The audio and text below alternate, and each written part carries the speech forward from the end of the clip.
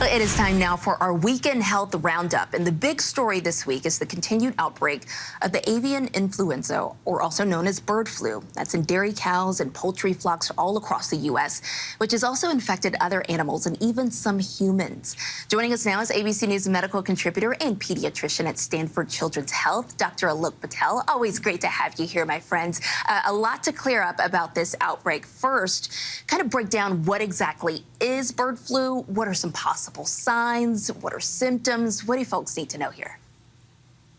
Well, happy Saturday, Morgan. Bird flu, as the name implies, is a type of influenza virus, specifically influenza type A, which means it can cause respiratory illnesses that people are probably familiar with, symptoms such as runny nose, watery eyes, coughing, etc. The reason it's so concerning right now is because how quickly bird flu can spread amongst animals, quickly decimating entire populations of wild birds. We've seen this spread among dairy farms, birds, ducks, and other mammals as well, even mammals that people don't normally think could get infected, such as raccoons, bears, and domestic cats. Now, humans can also get these symptoms as well. The big reason that everyone is watching, though, even though human cases are low, is because of the potential for bird flu to mutate and be able to jump over and cause more widespread human infections.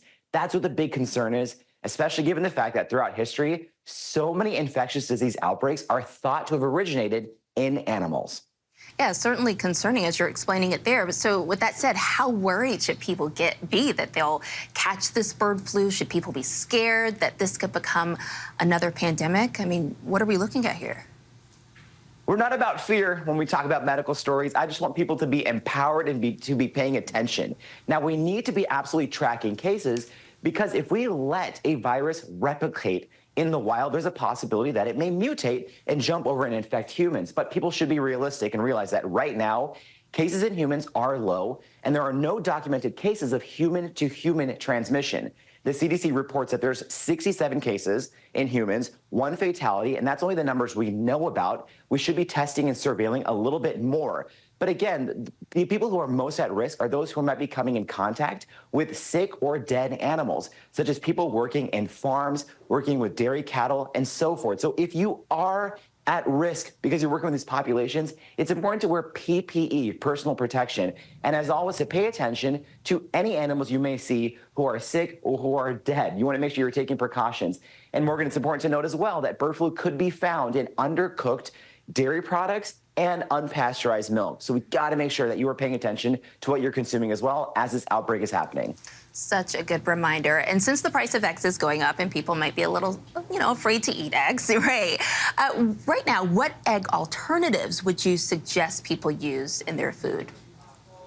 Listen, eggs are like a lifelong staple of getting protein in the morning, which is so important for our bodies. But there are other ways to get protein early in the morning, such as from cottage cheese, Greek yogurt, almond butter, peanut butter. A tofu scramble, Morgan, is one of my favorites. Lots of protein in there. There's also quinoa. So it's important to know that, yes, you can get protein from eggs. There's also other ways to get protein as well. But I suspect that many people out there just like eggs on their plate. It's a tradition.